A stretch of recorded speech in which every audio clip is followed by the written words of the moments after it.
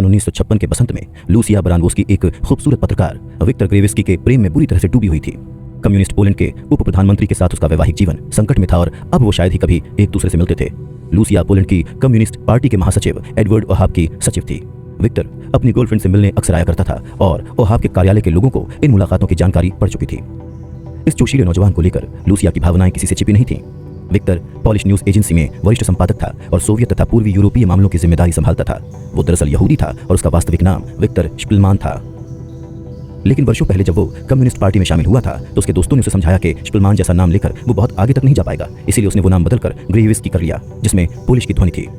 जब दूसरे विश्व युद्ध में जर्मन नेताओं ने पोलैंड पर अधिकार कर लिया तब विक्टर बच्चा था। उसका परिवार किसी तरह सरहद पार कर रूस पहुंच गया था और होलोकॉस्ट से बाल बाल बच निकला था। युद्ध के बाद वो पोलैंड वापस आ गए। सन 1949 में विक्टर के माँ बाप और छोटी बहन इजराइल जाकर बस गए, लेकिन वो चूंकि एक कट्टर और जोशीला कम्युनिस्ट था इसीलिए वो पोलैंड में ही बना रहा। वो स्टालिन का प्रशंसक था और मजदूरों का स्वर्ग रचने की आकांक्षा रखता था। लेकिन विक्टर के दोस्तों और सहकर्मियों को यहाँ तक कि उसकी प्रेयसी तक को ये मालूम नहीं था कि उस युवा कम्युनिस्ट के दल में मोह भंग की शुरुआत हो चुकी थी। सन 1955 में वो इजराइल जाकर अपने परिवार से मिला और वहाँ उसने एक अलग ही दुनिया देखी। आज़ाद तरक्की की राह पर चलता एक यहूदी लोकतांत्रिक राष्ट्र, एक ऐसा सपना जो उस कम्युनिस्ट प्रचार से नितांत भिन्न था, जिसे वो देखता सुनता आया था। पोलैंड वापस पहुंचने पर 30 वर्षीय विक्टर इजराइल में जाकर बसने पर विचार करने लगा। अप्रैल सन 1956 के शुरुआती दिनों की सुबह विक्टर हमेशा की तरह अपनी प्रेयसी से मिलने पार्टी के सचिव के कार्यालय में पहुंचा। उसे लड़की की मेज के एक कोने में लाल कवर में बंद एक पुस्तिका दिखी जिस पर नंबर पड़े हुए थे और अत्यंत गोपनीय टॉप सीक्रेट की मुहर लगी हुई थी। ये क्या है? उसने लड़की से पूछा। कुछ खास नहीं, खुश्चेव का भाषण है, उसने यूं ही जवाब दिया। विक्टर स्तंभित रह गया।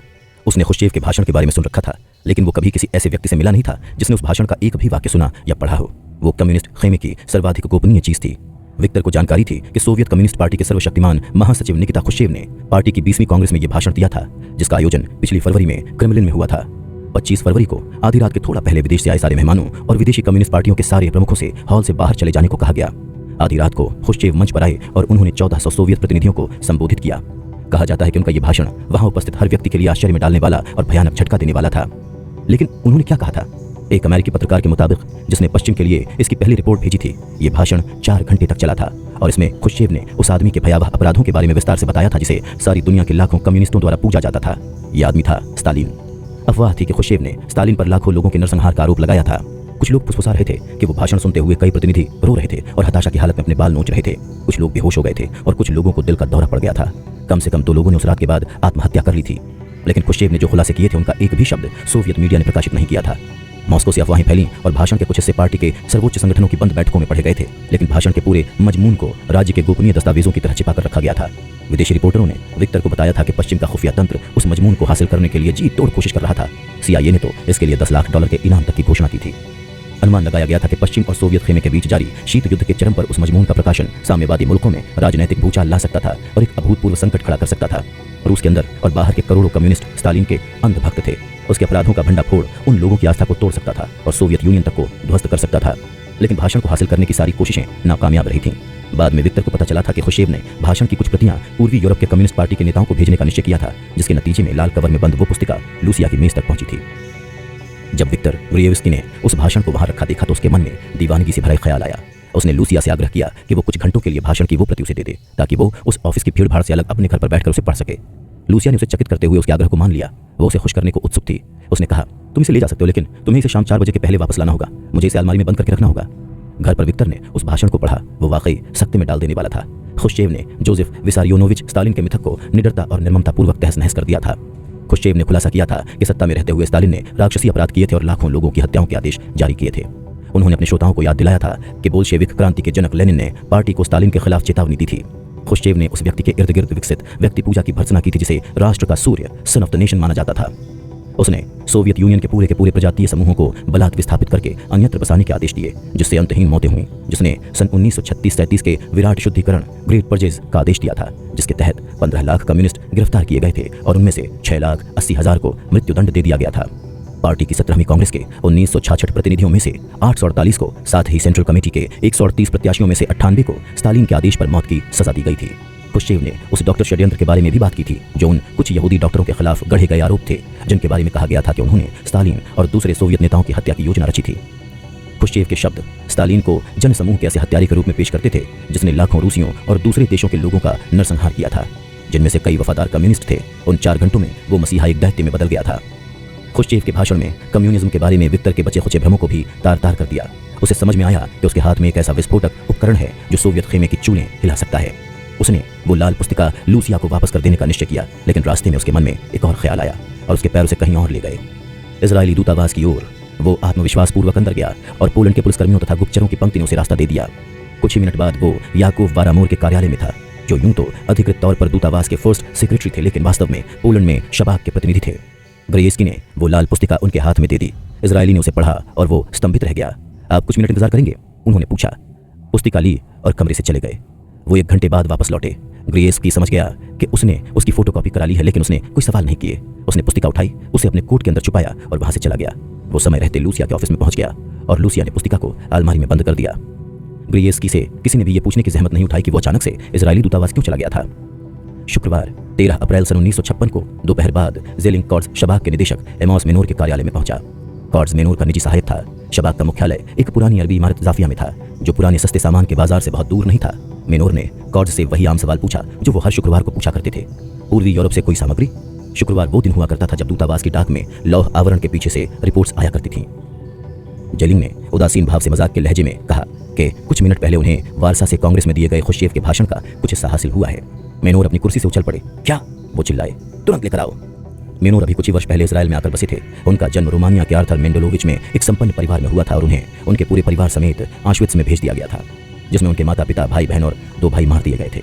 वो किसी तरह बच गए थे और जब कंसंट्रेशन कैंप आज़ाद हुआ था तब उनका वजन मात्र 80 पाउंड था। वापस बुखारिस्त पहुंचने पर उन्होंने आलिया बेत में काम किया था, जो यहूदियों को अंग्रेजों द्वारा नियंत्रित फिलिस्तीन में चोरी छिपे लाकर बसाने में मदद करती थी। उन्होंने अपने को छुपाए रखने के लिए एमॉस और अनेक अन्य नाम रखे थे। जब सन 1949 में इजराइल जाकर बसने की उनकी बारी आई तो रोमानिया के अधिकारियों ने उन्हें जाने नहीं दिया। वो किसी तरह ओटो स्टानिक नाम से एक झूठे पासपोर्ट की मार्फत वहां से भागे थे। उनके दोस्त उन्हें 1000 नामों वाला आदमी कहकर पुकारने लगे थे। इजराइल आकर वो एमॉस मेनोर कहलाने लगे। गुप्तचर सेवा में वो बहुत तेजी से पदोन्नत हुए। आइसर उनसे बहुत आकर्षित थे। मेनोर उनके एकदम विपरीत थे। आइसर कद में छोटे थे, मेनोर लंबे। आइसर सख्त और रूखे थे, मेनोर सौम्य और सुशील थे। आइसर कोई खेल नहीं खेलते थे, जबकि मेनोर तैराक थे, फुटबॉल, टेनिस और वॉलीबॉल खेलते थे। आइसर रूसी और यिदिश बोलते थे, मेनोर 7 भाषाएं बोलते थे। आइसर लेबर पार्टी के समर्पित सदस्य थे, मेनोर राजनीति को जरा भी अहमियत नहीं देते थे। आइसर की वेशभूषा सादी थी, मेनोर फैशनेबल और देखने में यूरोपीय थे, लेकिन इसके अलावा वो बुद्धिमान और चतुर थे। आइसर ने उन्हें सन 1949 में शबाक में भर्ती किया था। महज 4 साल बाद उन्हें आइसर की सिफारिश पर बेन गुरियन द्वारा निदेशक नियुक्त किया गया था। उन्हें CIA के साथ इजराइल के खुफिया तंत्र के गुप्त संबंधों की जानकारी भी सौंप दी गई। बारिश से भरे उस शुक्रवार के दिन मेनोर ने खुद को फोटोकॉपी किए गए कागजों के उस पुलिंदे में झोंक दिया। उसे समझने में उन्हें कोई कठिनाई नहीं हुई। जो 7 भाषाएं वो जानते थे उनमें से एक रूसी भी थी। उन कागजों को पढ़ते हुए उन्हें खुश्चेव के भाषण का महत्व समझ में आ गया। वो फुर्ती से अपनी कार में सवार हुए और बेन गुरियन के घर की ओर भागे। आपको इसे पढ़ना चाहिए, उन्होंने प्रधानमंत्री से कहा। बेन गुरियन को भी रूसी आती थी, वो उसे पढ़ और बोल सकते थे। अगली सुबह सबात की छुट्टी के दिन उन्होंने मेनोर को तत्काल तलब किया। यह ऐतिहासिक दस्तावेज है, उन्होंने कहा, और यह लगभग इस बात का सबूत है कि भविष्य में रूस एक लोकतांत्रिक राष्ट्र बन जाएगा। आइसर को यह भाषण 15 अप्रैल को मिला और उसे पढ़ते ही वो समझ गए कि वो इजराइल के लिए एक अप्रत्याशित उपलब्धि साबित हो सकता है। उसमें CIA, जिसकी स्थापना सन 1947 में हुई थी, उसके साथ मोसाड के संबंधों को मजबूत बनाने के साधन उपलब्ध थे। सन 1951 में अमेरिका की यात्रा के दौरान बेन गुरियन ने जनरल वॉल्टर बेडेल स्मिथ से मुलाकात की थी, जिनसे वो दूसरे विश्व युद्ध के आखिर में यूरोप में मिल चुके थे। उस समय बेडेल स्मिथ CIA के निदेशक थे और उनकी जगह जल्दी ही एलन ड्यूलिस लेने वाले थे, जो ऑफिस ऑफ स्ट्रेटेजिक सर्विसेज में काम कर चुके थे और भविष्य के एक सेक्रेटरी ऑफ स्टेट के भाई थे। बेडेल स्मिथ हिचकिचाते हुए CIA और मोसाड के बीच सीमित सहयोग विकसित करने पर सहमत थे। इस सहयोग का मुख्य तत्व इजरायलियों द्वारा सोवियत संघ और पूर्वी खेमे से आए लोगों से पूछताछ करना था। इनमें बहुत से इंजीनियर, तकनीशियन और सेना के ऐसे अधिकारी तक शामिल थे जिन्होंने सोवियत या वारसा संधि के तहत स्थापित शस्त्रागारों में काम किया था और जो कम्युनिस्ट खेमे की सैन्य क्षमताओं के बारे में विस्तृत जानकारी दे सकते थे। ये जानकारी नियमित रूप से अमेरिकियों को भेज दी जाती थी, जिससे वो काफी प्रभावित थे। CIA ने इजराइल के साथ संपर्क के लिए एक बहुत जानी मानी शख्सियत को नियुक्त किया था और ये व्यक्ति था CIA के खुफिया तंत्र की खुफिया सुरक्षा का प्रमुख जेम्स जीसस एंगलेटन। एंगलेटन ने इजराइल की यात्रा की थी और उसके खुफिया तंत्र के प्रमुख अधिकारियों से उनका परिचय हुआ था। उन्होंने एमॉस मेनोर के साथ दोस्ताना ताल्लुकात विकसित कर लिए थे और उनके 2 कमरों वाले अपार्टमेंट में स्कॉच पीते हुए कुछ रातें तक बिताई थीं। लेकिन इस बार आइसर और एमॉस उन्हें जो चीज़ पेश कर रहे थे वो इजराइल आए लोगों द्वारा दी जाने वाली जानकारी से कहीं बड़ी थी। उन्होंने खुश्चेव का वो भाषण अमेरिकियों को देने का निश्चय किया। तेल अवीव में मौजूद CIA के आदमी की मार्फत नहीं, बल्कि सीधे तौर पर वाशिंगटन के लिए। मेनोर ने एक विशेष कुरियर की मार्फत भाषण की एक प्रति अमेरिका में मोसाड के प्रतिनिधि इज़ी डेरॉट को भिजवा दी, जो वाशिंगटन भागा और उसने वो प्रति एंगलेटन को दे दी। 17 अगस्त को एंगलेटन ने वो भाषण एलन ड्यूलिस को दे दिया और अगले दिन वो राष्ट्रपति आइजनहावर की मेज पर था। अमेरिका के खुफिया विशेषज्ञ हतप्रभ रह गए। इजराइल की इस निहायत ही छोटी सी जासूसी संस्था ने वो विशाल चीज हासिल कर ली थी जिसे अमेरिका, ब्रिटेन और फ्रांस के कुशल गुप्तचर तंत्र हासिल नहीं कर सके थे। CIA के वरिष्ठ अधिकारियों को संदेह था, इसलिए उन्होंने विशेषज्ञों से उस दस्तावेज का परीक्षण करवाया, जिन्होंने एक मत से ये निष्कर्ष निकाला कि वो असली था। उसके आधार पर CIA ने उसे गुप्त ढंग से न्यूयॉर्क टाइम्स तक पहुंचा दिया, जिसने उसे 5 जून सन 1956 को अपने मुख्य पृष्ठ पर प्रकाशित कर दिया। उसके प्रकाशन से कम्युनिस्ट जगत में एक तरह का भूचाल आ गया और उसने लाखों लोगों को सोवियत यूनियन की ओर से पीठ फेर लेने को प्रेरित किया। कुछ इतिहासकारों का मानना है कि सन 1956 की शरद ऋतु में पोलैंड और हंगरी में सोवियतों के खिलाफ जो स्वतःस्फूर्त विद्रोह उठ खड़ा हुआ था, वो खुश्चेव के खुलासों से ही प्रेरित था। ये खुफिया आघात अमेरिका की खुफिया सेवा के साथ मोसाड के रिश्ते में एक क्रांतिकारी घटना साबित हुआ और लूसिया ने विक्टर को जो सादी सी पुस्तिका दिखाई थी, उसने इजरायली मोसाड को असाधारण गौरव से मंडित कर दिया। वहां वारसा में किसी को संदेह नहीं हुआ कि विक्टर ग्रेयेव्स्की ने खुश्चेव के उस भाषण को चोरी छिपे अमेरिका तक पहुंचाया था। जनवरी सन 1957 में विक्टर इजरायल में बस गया। उसके प्रति कृतज्ञ एमॉस मेनोर ने उसे विदेश मंत्रालय के पूर्वी यूरोपीय विभाग में नौकरी दिलाने में मदद की। उसके कुछ ही समय बाद उसे सरकारी रेडियो नेटवर्क कोल इजरायल में संपादक और रिपोर्टर के रूप में भी रख लिया गया। लेकिन उसे जल्दी ही एक तीसरा काम भी मिल गया। इजरायल आने के कुछ ही समय बाद वो एक उल्पान में कुछ सोवियत राजनयिकों से मिला था। ये एक विशेष स्कूल था जहां अन्य देशों से आकर बसे लोगों के लिए हिब्रू भाषा पढ़ाई जाती थी। इनमें से एक रूसी राजनयिक से उनकी मुलाकात विदेश मंत्रालय के गलियारे में हुई थी और वो इस नए आकर बसे व्यक्ति की हैसियत से बहुत प्रभावित हुआ था। इसके बाद जल्दी ही तेल अवीव की एक सड़क पर KGB का एक गुप्तचर संयोग से ग्रेयेव्स्की से टकरा गया। उसने ग्रेयेव्स्की से बातचीत की और उसे पोलैंड के उसके उस अतीत की याद दिलाई जब वो नाजी विरोधी और कम्युनिस्ट हुआ करता था। इसके बाद उसने एक पेशकश की, इजरायल में KGB का गुप्तचर बन जाओ। ग्रेयेव्स्की ने इसके बारे में सोचने का आश्वासन दिया और फिर तेजी से मोसाड के मुख्यालय की ओर बढ़ गया। मुझे क्या करना चाहिए? उसने पूछा। मोसाड के लोग बहुत खुश हुए। अद्भुत, उन्होंने कहा, मंजूर कर लो। उन्होंने सोचा कि ये ग्रेयेव्स्की को एक भेदिए में बदल देंगे जो रूसियों को झूठी जानकारी दिया करेगा।